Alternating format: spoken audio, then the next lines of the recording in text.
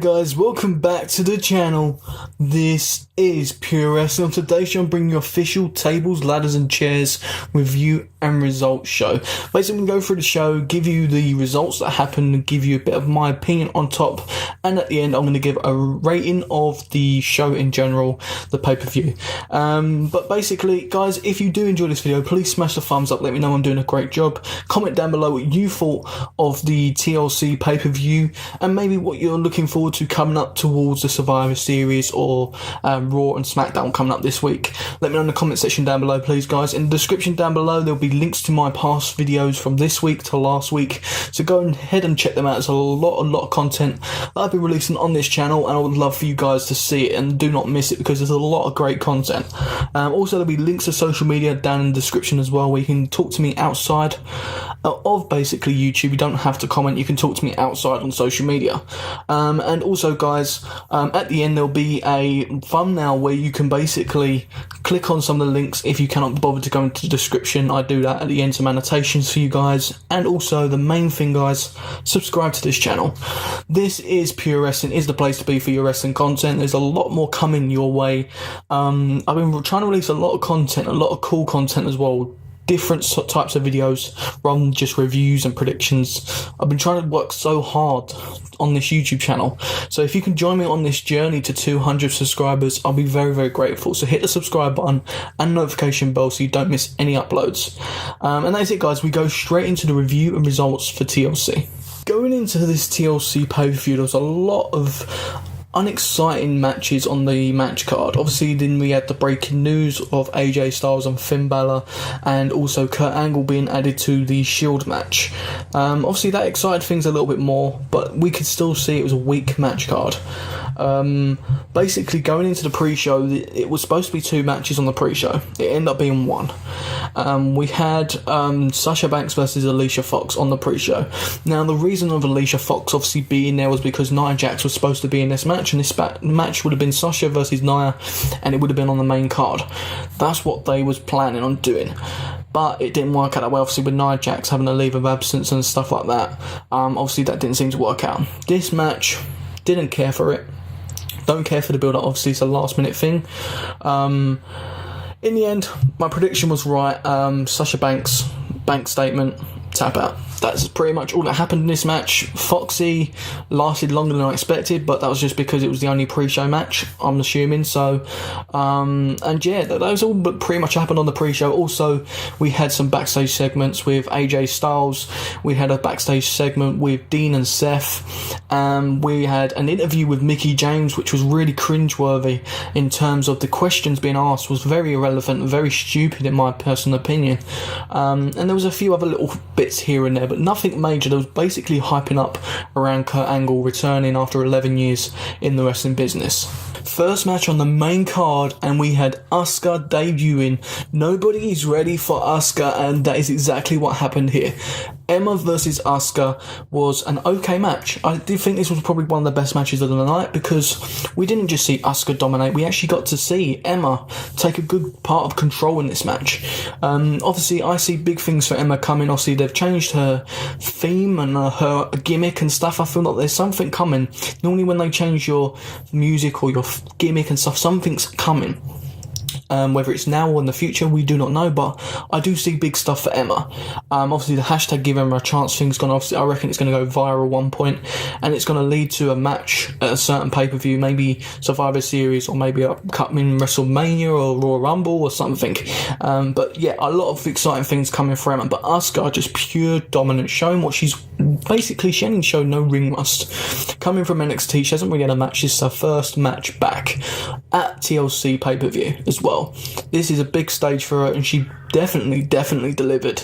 And I would love to see Asuka go and build herself towards that title, whether it's her defeating Alexa for the title or Sasha defeating Alexa for the title, and then we have Sasha versus Asuka at WrestleMania or Royal Rumble or something like that. And then if they don't do it at WrestleMania, that match, then maybe bring Charlotte over and have Charlotte versus Asuka, which is the dream match and the WrestleMania match, which most people do want. That is all I have to say on this segment, really. We had a lot of good stuff in this. Obviously, Asuka won with the Asuka lock. Definitely good to showcase that move. I was a bit worried, I am a bit worried, going into the future of this, because when it comes to submissions and finishes, WWE tend to ruin them on the main roster. Whereas, like, there's just many moves. One move I can say that's come up from NXT that's been protected very, very well is the coup de grace from Finn Balor. That's the one move I can say that's been very well protected. Every other move has been pretty misused and just stupidly booked. Also, Samoa Joe's finisher as well. Next up, we had the Cruiserweight action, which was supposed to be on the pre-show, which was the tag team match between Jack Gallagher and Brian Kendrick versus Rich Swann and Cedric Alexander. Now, my prediction was the heel team, but ended up being the face team winning. We got to see a really good tag team match, if I'm honest. I think the Cruiserweights were... Well, should I say, these Cruiserweights, this tag match was very well showcased for the Cruiserweights. I couldn't ask any more from them. They had some high-flying segments, you had some submission segments, technicality. There was just a lot of stuff in this match. Now, obviously, not a lot of people are behind the Cruiserweights, but if we see stuff like this constantly being showcased, whether it's on Raw, on a TLC pay-per-view, or any pay-per-view in general, I think people can get behind it. Also, depending on who's champion as well. But yeah, I was very pleased with this. Rich Swann and Cedric definitely deserve to win watching the match. I actually thought Brian Kendrick was going to pick up the win on this one with the captain's hook, but because it was on Cedric Alexander, he didn't obviously tap. But in this match, we pretty much finished with the lumbar check. Cedric Alexander's wicked move, I loved seeing it. In this match, he was dominated, as I said, by Brian Kendrick at one part, and Rich Swann helped him with some, I think it was 450 splash onto Brian Kendrick, and that's when he locked in the lumbar check. 1, 2, 3. As I said, very good match. Definitely want to see stuff like this from the Cruiserweight division. Raw Women's Championship match, which I did not care about, and I do not care about, but I must say the match did deliver. The in-ring work of these two was very, very clever, very, very well put together. Mickie James showing that she still has got it in the ring at her age. Obviously, Alexa Bliss showing the champion that she is. She retained her title. It basically ended with Mickie James in the corner trying to lift up Alexa out of the corner, but the ref started obviously getting involved, and then by the time she looked back at Alexa to control the match again, Alexa pulled her into that turnbuckle and hurt her in the face. DDT, 1, 2, 3. Very well, cleverly put for Alexa Bliss, obviously. And at the end, I don't know what it seemed like, guys. I don't know if Mickie James is finished. It seems to be that she may be saying goodbye. I'm not too sure. I was a bit confused because what she was saying seemed like she didn't want to go, but then it seemed to be like a final goodbye. So I'm not too sure what's going on with Mickie James. I don't see what else she can do, because she's been on Smackdown. Obviously they traded her to Raw, and obviously it isn't working out on Raw. So I think the whole purpose of her was to come up to NXT and face Asuka. That was the whole purpose of a comeback for Mickie James. I feel like she's had a comeback. Maybe it's time for her to move on and maybe go and live her life and enjoy the rest of her career elsewhere. That's what I really thought it was a very good matchup, though. I do think these women gelled well together. The whole build up to this match was just very rushed, very just stupid and predictable. And I was glad with this match, to be honest. I actually was saying that this was going to be one of the worst matches on the pay-per-view, but it turned out to be an okay match. Next up, we had the second most match I was not excited for because I knew the outcome, and it is the Cruiserweight Championship match between Kalisto and Enzo Amore. Kalisto already thinking he had to go for the title even though he had the title. Enzo Amore, I like to call him, because he is the most stupidest person on the WWE, both rosters, NXT included. I can't stand him. I cannot stand him. I hate him with a passion, and now he's holding the Cruiserweight Championship again. He's holding the title again, guys. He defeated Kalisto again, dirty, yes of course, poking the eye with a thumb, roll up, 1, 2, 3. I just don't understand, guys. I just don't understand why do this. I know it's because obviously they had to cover up the Neville thing. Kalisto coming in, it sort of distracts the idea of Neville. But we're not stupid, guys. We know what's going on behind the scenes. We don't need to be treated like children, and it's just stupid. But again, Enzo Amore is your champion. I'm not going to go off on a rant. At the end of the day, this was probably I actually preferred the Alicia Fox and Sasha Banks match on the pre-show to this match, to be honest. And that's not because of Kalisto, that's just because I hate Enzo Amore with a passion. Next up, we had match of the night by far, and even a match of the year contender. It was Finn Balor versus AJ Styles, which I predicted for the match of the night candidate, and it was by far the best match. These two definitely left it on the ring. It was lovely to see, obviously, the right booking as well. Demon Finn was coming out, basically. As I said on my predictions, my basically second predictions, because I had an updated prediction video, because obviously the news had broken out and I had to update my predictions. I said if Demon Finn comes out, he wins. If Finn comes out, AJ wins. But Demon Finn came out, he got the win. Coup de grace to AJ Styles. A phenomenal match. Basically, excuse the pun, phenomenal. It was amazing. I really did enjoy the match. There's a lot of people saying that it wasn't as good as expected. They should have saved it till WrestleMania and stuff. Get it, I totally get it. But would you have rather them use it than not use it? Because WWE, you know, they tend to waste dream rivalries. Like, look at Sting and Undertaker. That's just one of them. There's plenty of others. Finn Balor versus the Undertaker, that's a dream match I would love to see. Just things like that. There's just certain things that they didn't utilise, and I would prefer to see it now than never. And it was, of course, it was lovely to see the too sweet between both of them at the end. They both too sweet each other, showed their respect that was rightfully deserved. But the Demon stood tall in this match. AJ Styles goes back to Smackdown, coming up towards Survivor Series, of course, as well. I'm seeing big things for AJ Styles in the future. I do think he's going to come over to Raw in the next draft, or basically Superstar Shake-Up. But very, very good match. I would love to see more. I was actually expecting Carl and Luke Gallows to come out, Carl Anderson and Luke Gallows to come out and be a part of this, but I'm glad they said it, because maybe they may do this match again. And I'm hoping they do, because this match definitely delivered on the night and was probably, as I said, the match of the night and could be up for match of the year contender. Now, when we have an unorganised pay-per-view, there's always matches added, stupid segments in between to fill it up. Elias was on the show, which I was pleased with, but Jason Jordan was also. Now, I think it was on the pre-show, we had Kurt Angle talking to Jason Jordan, who came in, obviously, his son, they like to call him, cringeworthy at times, but I didn't mind it this time. Normally, I don't like these sort of segments, these lovey-dovey father and son things. It's just stupid on WWE television, but I didn't mind this segment. It was nice. I was talking and that, and then Elias interrupted. He said he wanted to give the audience a song tonight. Basically, what he normally does on certain pay-per-views, he comes out and does a song. There was a little bit of rival between Jason Jordan, and I just knew this match was going to happen, so we had Jason Jordan versus Elias. But Elias come out a couple of times, guys.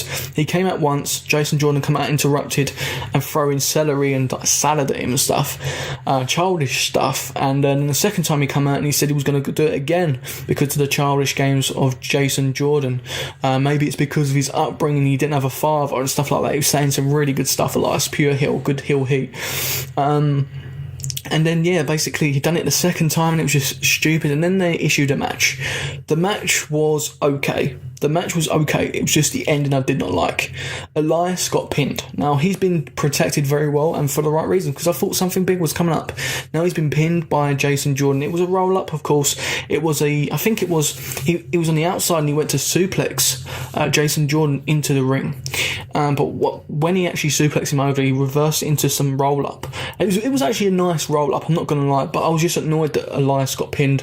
But it actually did show, obviously, the controversy of why he got pinned was because he actually had his shoulder up. The ref didn't see it, so the controversy in the match, so I can sort of give it a little bit of leeway in that terms of things.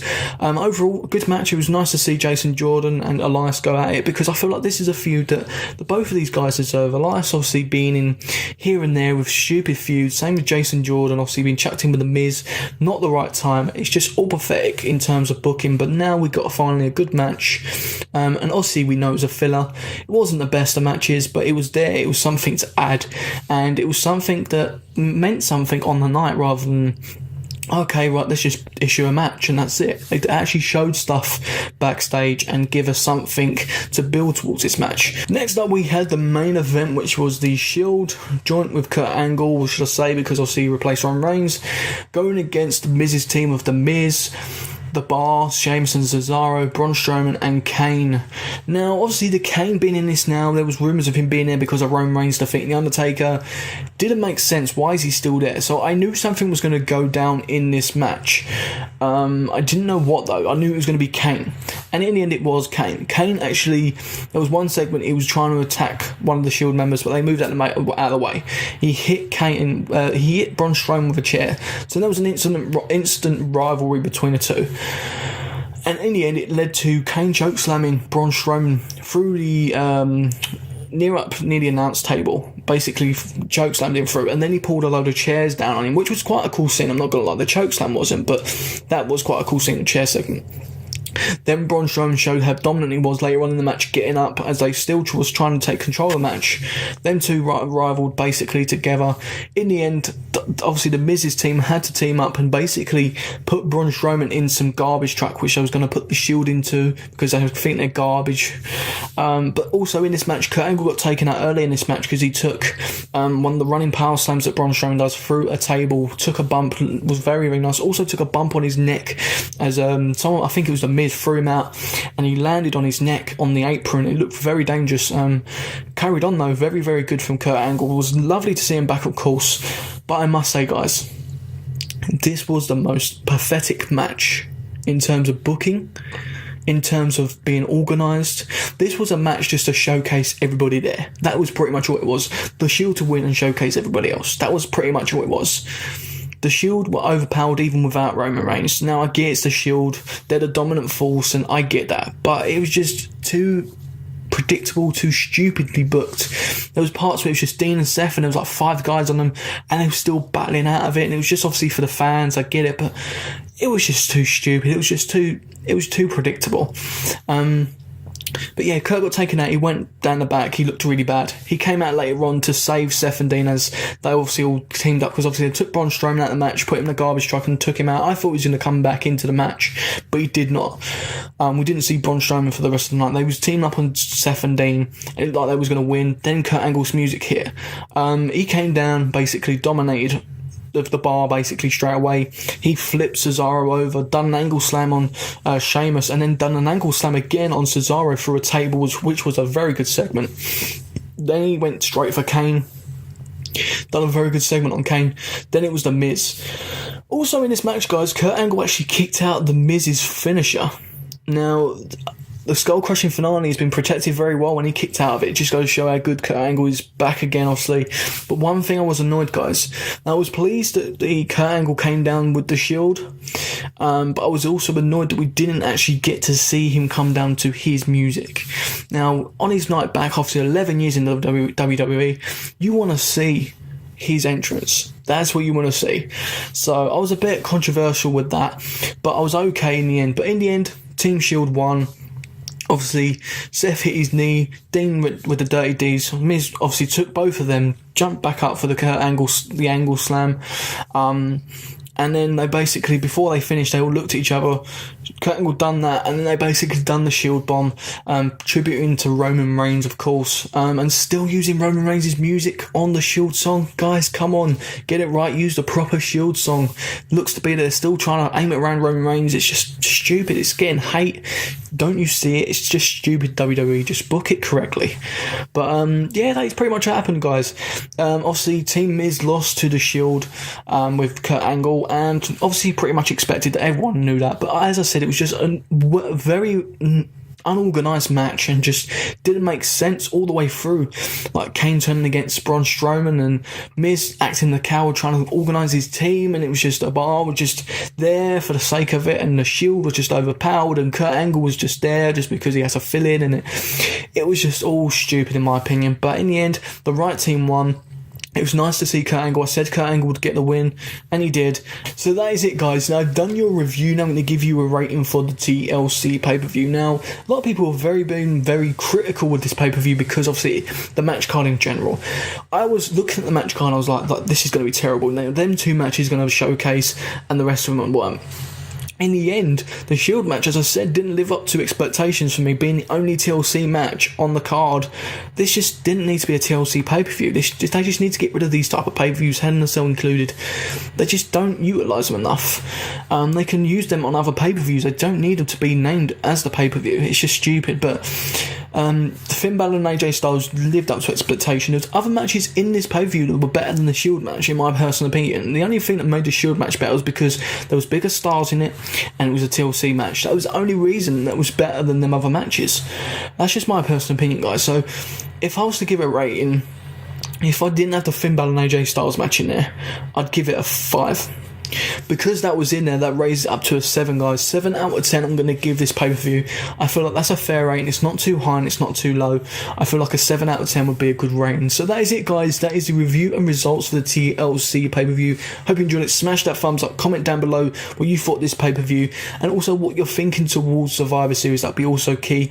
Hit the thumbs up, as I said. Subscribe and hit the notification bell to This Is Pure Wrestling. This is the place to be for your content. Content in the description box down below. Content on the annotation at the end of the video as well for you guys. Don't forget to join me tomorrow for your Raw review, Smackdown Live and NXT this week as well on the channel for you guys. Stay tuned, a lot more content coming your way, and don't forget, this is Pure Wrestling. I'll see you in the next video, guys.